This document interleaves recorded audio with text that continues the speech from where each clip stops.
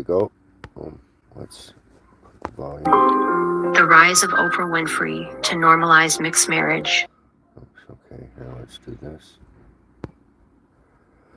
And so I found this little snippet about Tavistoc, and I thought I'd kind of play it, maybe react to it.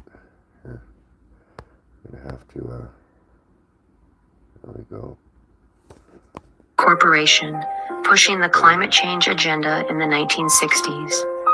What you may not know is that Maurice was also a big power player in Tavistoc's social engineering machine, called the Conference of 1980. He gathered occult think tankers, social engineers, cybernetic experts, and futurologists to discuss what they wanted to see happen in the 1980s. Here is a list for the Tavistoc Conference of 1980. Women entering the corporate world, racially mixed breeding, the rise of Oprah Winfrey to normalize mixed marriage, youth rebellion, lesbian mom. Okay, so this is about Tavistoc and how they control your thoughts. The think tank of Tavistoc. So here we go. Let's continue. The emergence of the fake green movement, the importance of meditation and Kabbalah to confuse Christians, the infiltration of hip-hop with gangster rap, and the New Age movement. What do you think, America? Were they successful in the 1980s? Amazing, isn't it? Do you think it is a coincidence that we started calling America the homeland after 9/11? That's pretty interesting right there. Just saying. And then we had Showtime with its popular show, Homeland. Did you know the word homeland comes straight out of the Communist Manifesto? These social scientist wizards understand you better than you understand yourself. They can profile any audience to accept lies, and they know you won't even question it.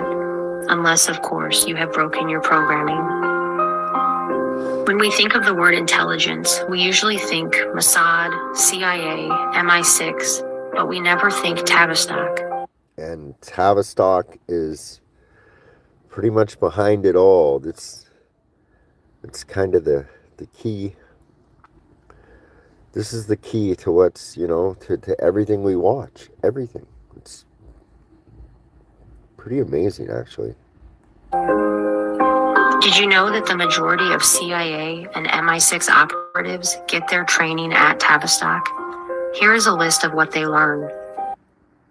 Oops.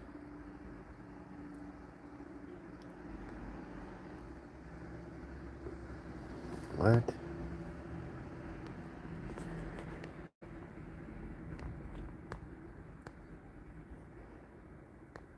What the fuck?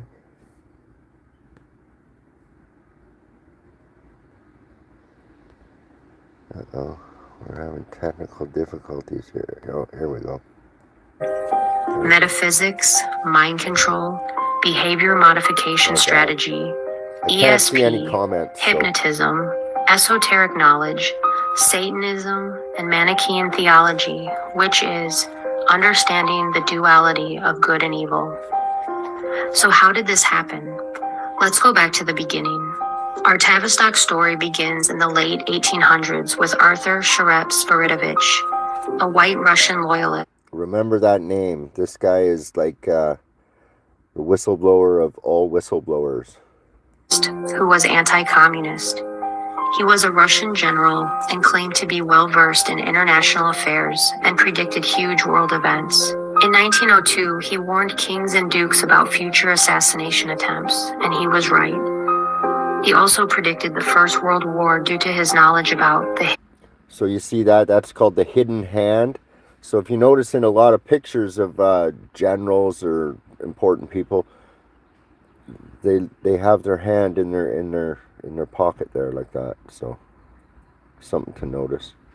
In hand, in which he called a secret group of 300 Jewish families controlling the world events.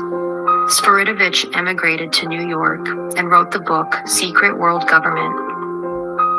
He was found dead in his hotel room in 1926 at the age of 59 from suicide. Yeah, right, eh? So who was this secret group of Jews? Spiritovich was talking about the Committee of 300. Walter Rathenau, a German politician, once said, 300 men, all of whom know one another, guide the economic destinies of the continent and seek their successors from within their own environment.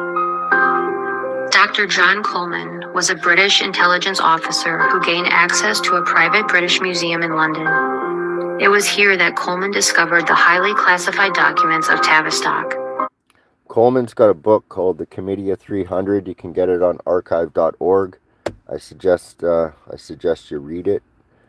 And he's got another one about Tavistoc. There's a few other guys. They'll mention some really good books in here. It angered him so much, he spent 5 years reading and deciphering them, and wrote the book, The Tavistoc Institution of Human Relations. Tavistoc was secretly started in 1913 and was funded by the British monarchy, the Milner Group, the Rockefellers, and the Rothschilds.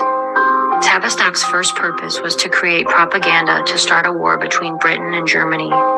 The motivation behind the war was inspired by Germany's rapid progress on surpassing Britain with economic power. It's interesting, too, because in Albert Pike, he writes this letter to Giuseppe Mazzini, and he outlines the 3 world wars.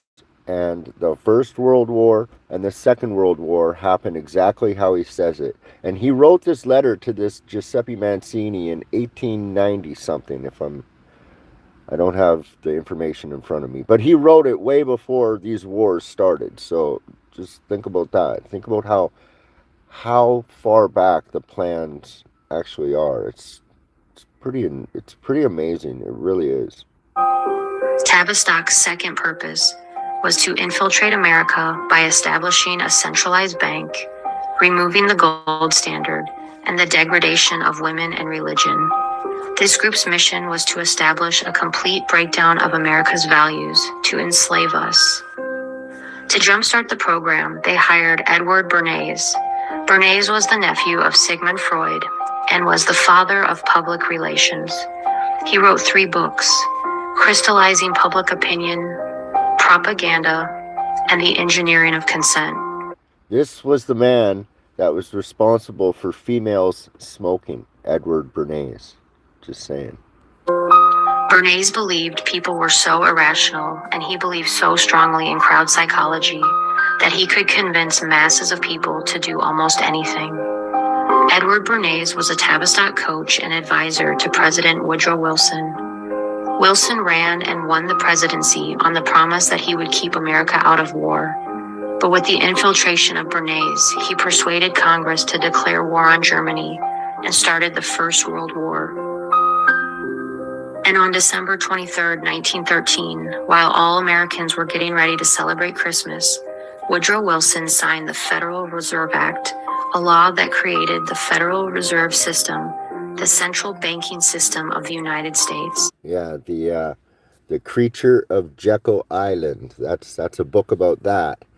And an interesting fact about this 1913 thing is these guys all got together on some old burial ground plot of land, and they signed their paper on like this. It was like a sacrificing stone where people, it was a sacrificing stone for old Baal worship, and they signed the paper on this stone. It's crazy. This led to effectively abolishing the gold standard. It was now 1933, and Tavistoc's mission was already 50% complete. The Central Bank of America was responsible for the Great Depression and the global financial crisis of 2007. The Federal Reserve violates constitutional law because their policymakers are handpicked by people behind the Federal Reserve. Their meetings are secret, and there is no transparency to what they are doing.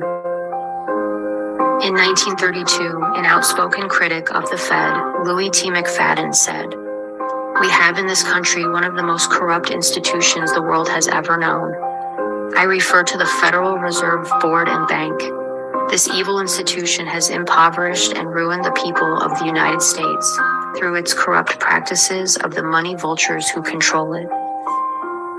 After the wars and the establishment of the central bank, America started to see moral decline through what historians call the New Morality, or otherwise known as the birth of liberalism. It was President Ronald Reagan that once said, "If fascism ever came to America, it will come in the name of liberalism." In the 20s, known as the Decade of Decadence, we saw the emergence of the flapper. Women were now cursing, smoking, drinking, wearing revealing clothing, and the term loose entered into the Wow, time is cyclical, isn't it? Like, zeitgeist. This was a cause and effect directly from advertising and Tavistoc music, which was pushed from these think tanks. In the 1930s, homosexuality and lesbianism became rampant, not out of any inner or latent desires, but as a means to shock the old establishment during the Great Depression.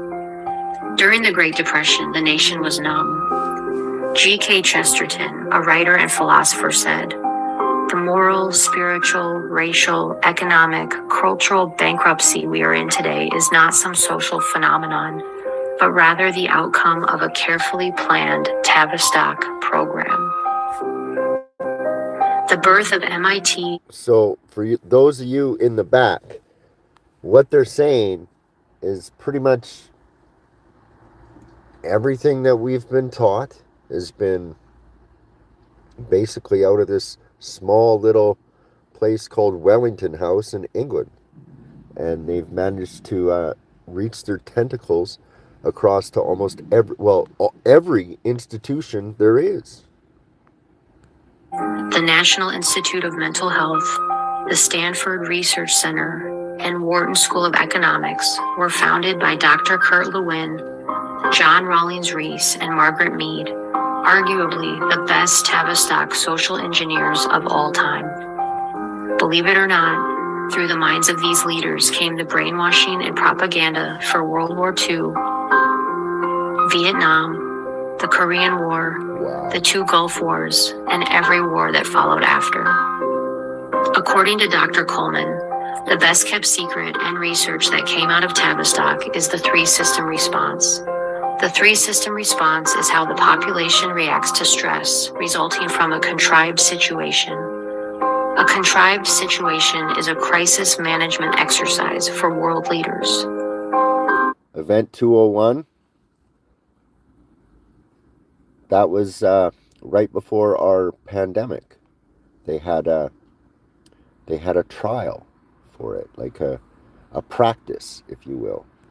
During a crisis, the first response is superficiality, which is the condition that manifests when a group reacts to a threat by adopting shallow advertising and slogans, which they attempt to pass off as ideals. Build back better. Because the cause of the crisis is not identified, it leaves the population confused, and this phase can last as long as the controller wants it to. The second phase is called fragmentation, in which panic strikes and social cohesion falls apart. This results in society to break up into small groups, forming different attitudes and beliefs due to media manipulation. No one is on the same page, no one is getting the truth, and people become divided and Wow, what do you think, huh? AI? You think that's working? I wonder. fragmented from each other. This causes civil unrest, protests, verbal fights, physical fights, all caused by humans failing to identify the cause of the crisis. The third phase is called the fantasy trip. This is what Tavistoc calls dissociation. In this last phase of the PSYOP, people have been so traumatized from the false flag event that they block it out or lose interest and all hope in humanity. Yeah, it seems to be like a 2 week news cycle, you know? we remember things for about 2 weeks, if that. Then the next cycle comes along, then some celebrity distraction, then the next cycle, and so on and so on. And then she told two friends, and she told two friends. You know what I mean? This dissociation causes people to allow their liberties to get taken away, which ushers in communist legislation without a fight. Julius Caesar once said, "Divide and conquer." The powers that be have been using contrived situations and false flag events to shock and traumatize the world since the beginning of time. The JFK assassination, Waco, the O.J. Simpson car chase, Columbine, 9/11, Sandy Hook, the Las Vegas shooting, and don't even get me started on crisis actors. You can. There's been Craigslist exposés where they're looking for crisis actors. It's it's wild, man. This is just too crazy sometimes. It really is. Research that one. Do you think all of these shootings at schools and post offices, churches, concerts, and shopping malls were all just coincidence? According to Dr. Coleman, they were carried out by mind-controlled subjects who were carefully profiled, sought after, and put on dangerous mood-altering drugs like Ritalin, and controlled by DARPA computer programmers. And you got to realize that the technology that we're allowed as public to participate in has it's been around for a while, is in military circles. Like we get the dregs, the the last little bits of it. So who knows what kind of crazy ass shit they got going on. Remember the national story about Molly Tibbetts, the jogger who disappeared for a month and was found dead in a cornfield from Iowa? At first, her alleged killer said he heard voices in his head, and the media had a heyday with him saying that. Now you cannot find that anywhere on the internet. Did you know Molly Tibbetts' dad was an architect for the Clinton Foundation? He actually designed the orphanages in Haiti. Yeah, that's a real rabbit hole right there. This whole wow. Yeah, you don't even want to go down this one. This is Epstein file type shit here. Also, do a quick internet search of killers who hear voices, and it is astonishing. I also recommend the book Program to Kill by David McGowan. He's one of my favorite authors. He wrote a book about weird scenes inside Laurel Canyon, and it looks into how the celebrities are the puppets of Tavistoc, and how long it's been going on. So it's not just these new hippity hoppiters that are doing it. This has been going on since the induction of rock and roll itself. When I think about what has happened to women in America, it is easy to see how it has been done in hindsight. From the flappers to pornography, we can see that Tavistoc is really good at what they do. Remember 50 Shades of Grey? This was another mind control experiment that you could do in your own bedroom. This is interesting. Check this out. This is interesting to listen to because, wow.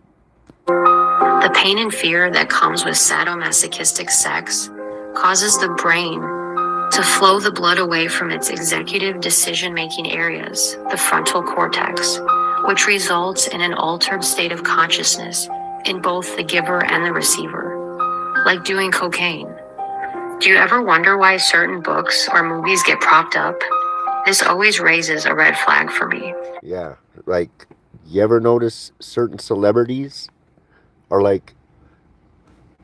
they win a Grammy, then they win another Grammy, and then their wife gets a book deal, and then their wife gets a movie deal. That's because they're being propped up.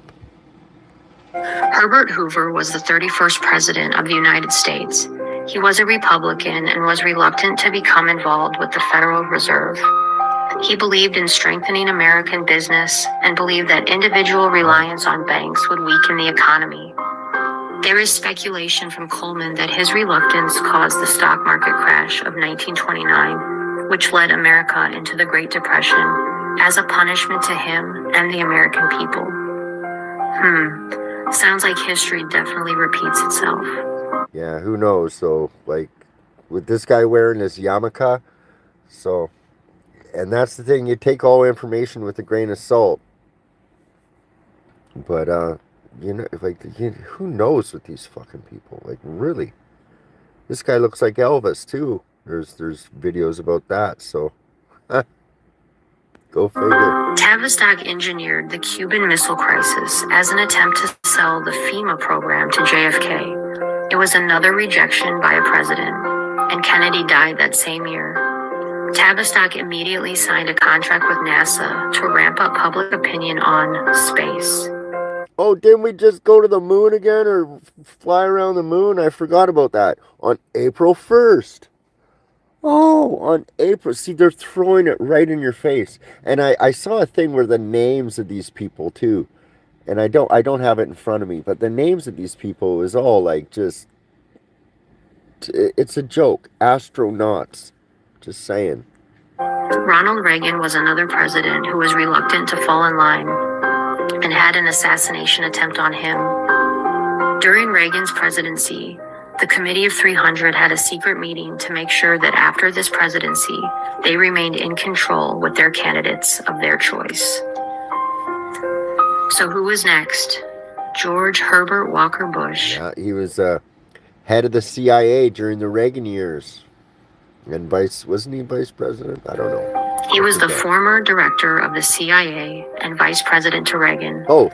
He was a member of Skull and Bones Oh, yeah. and was married to Barbara Bush, who Yep. keeps fetuses in jars in her home, and who is allegedly Aleister Crowley's daughter by a striking resemblance. Yeah, and if you don't know who Aleister Crowley is, well, you're a little late to the game, and you should go back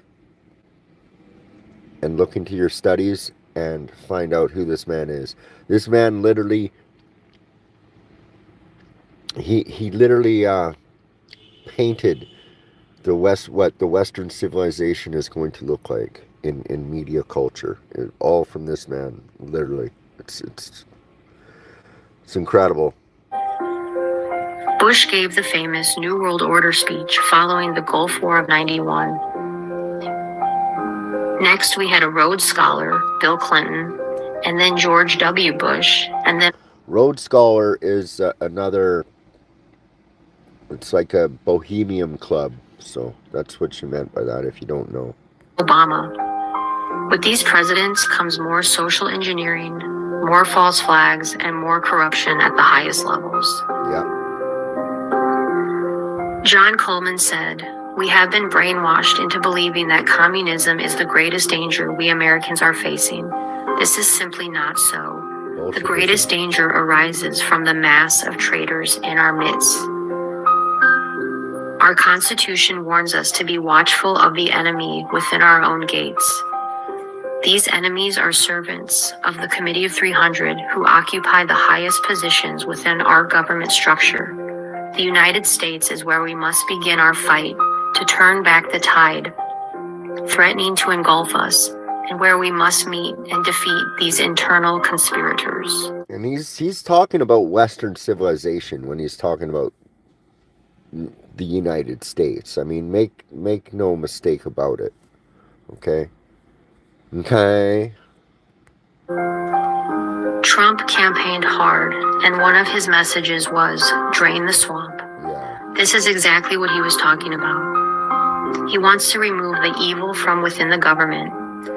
I don't know about that, man. The guy's wearing a yarmulke, and he's at the Wailing Wall.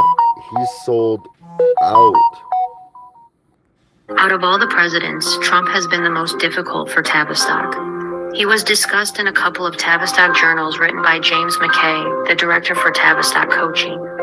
In 2016, he expressed concern that based on Trump's personality, he would be very difficult to coach.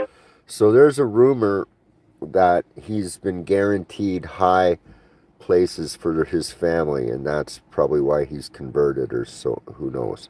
But yeah, there was a long time there where he was actually looked like he was doing the right thing, and a lot of people jumped on board with this guy.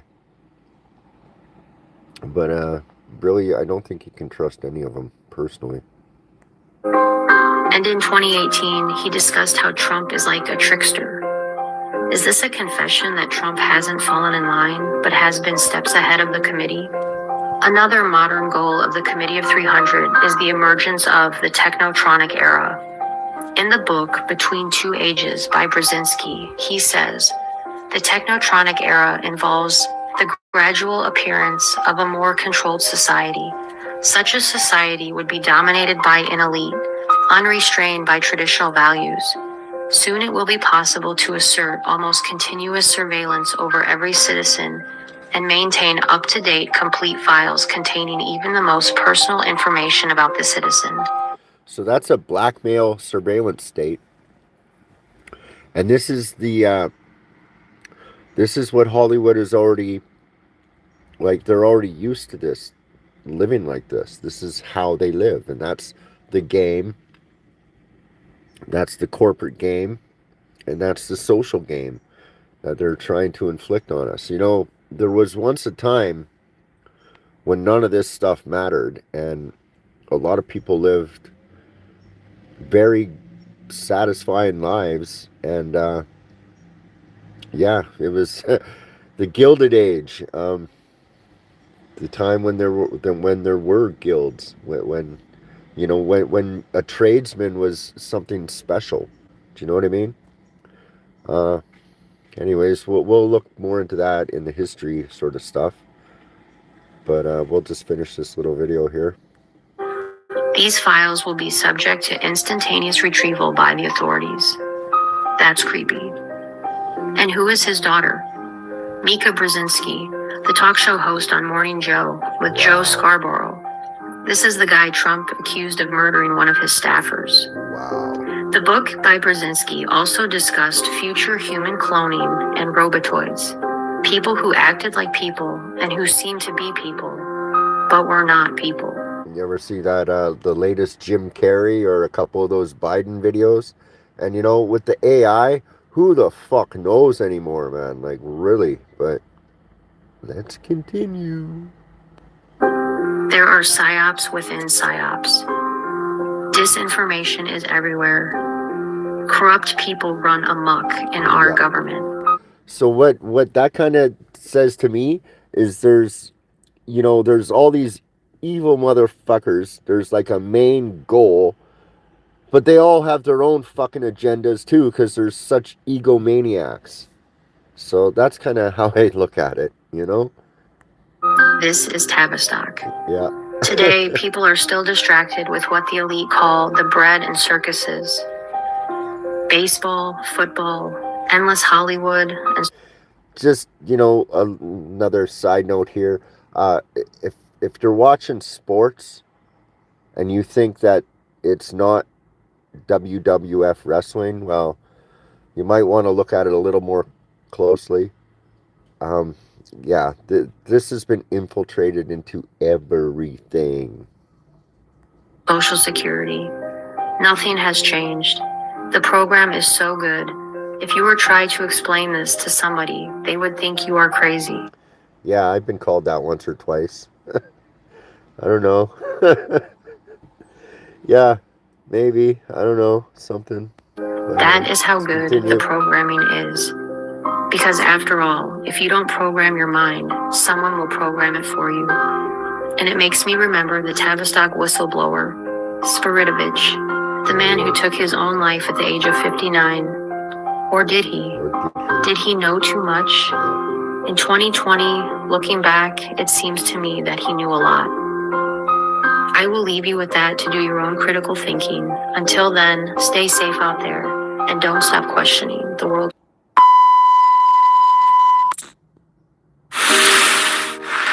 There's a point of privilege on microphone 1, then we'll go to microphone 3. This is an actual NDP delegation. This is not a skit. I repeat, this is not a skit.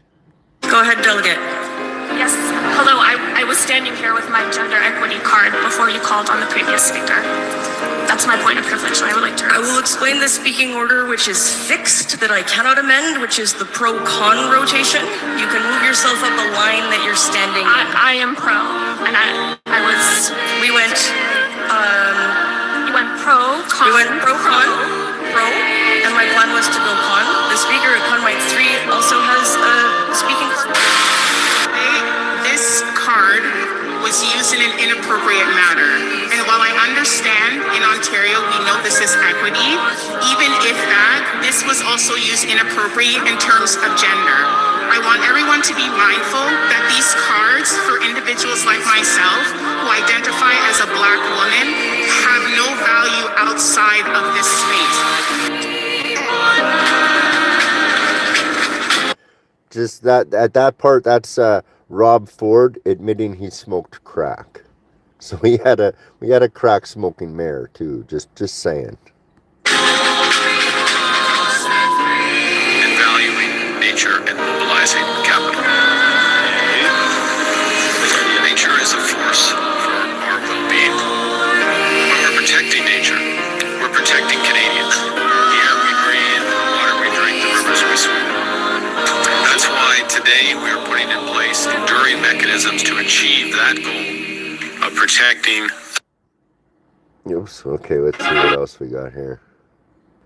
When us men are dressed like Disney princesses chasing you down in the woods with a bowl of lemon juice and a buck knife to skip with, you'll really know what's up. Come here, little buddy. You want to build a snowman? Yeah. When us men are dressed. Okay, just fucking around here. Supreme Court of the United States. I printed it off. I'll even give you the link. As a matter of fact, let me give you the link right now. / www.supremecourt.gov/opinions/12pdf /12-398 space _1B7D.PDF. Let me read this to you in case you don't understand what the hell's going on with this stupid ass shot. In the U.S., the Supreme Court has ruled that vaccinated people worldwide are products, patented goods, according to U.S. law, no longer human. Through a modified DNA or RNA vaccination, the mRNA vaccination, the person ceases to be human and becomes the owner of the holder of the modified gen vaccination patent because they have their own genome and are no longer human without natural people in parentheses, but transhuman. What? So a category that does not exist in human rights. Did you hear that? A category that does not exist in human rights. What? The quality of a natural person and all related rights are lost. This is for entertainment purposes only, guys. That's all. We're just telling jokes here. Ha ha ha. Jokes, funny stuff. No rights, freedoms, and liberties. No religious exemptions, nothing, because you've been turned into a person, not a man or a woman. You think I've been joking? I've been telling you guys to wake the hell up. You haven't been waking up. Now it's kicking you in your teeth. This is why I put on these seminars, so you can understand exactly what you need to do to forcefully take back your rights, freedoms, and liberties. Now listen to this. This applies worldwide, and patents are subject to U.S. law since 2013. All What? people vaccinated with GM-modified mRNAs are legally transhuman and legally identified as transhuman and do not enjoy any human or other rights of a state. State meaning any government, any state, even here in the United States. This is for entertainment purposes only. The content creator does not agree or disagree with any of the information being presented on this platform now. And this applies worldwide because GenPoint technology patents are under U.S.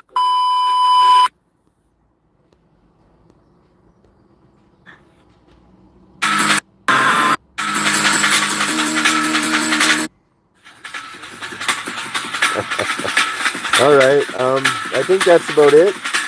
Let's see. 3, 2, We'll do this one. We'll end with some words from Ryan. knowledge I've gained in my lifetime was not from reading a book. It was not from watching TV. It's not because of what somebody told me. It was from observing things.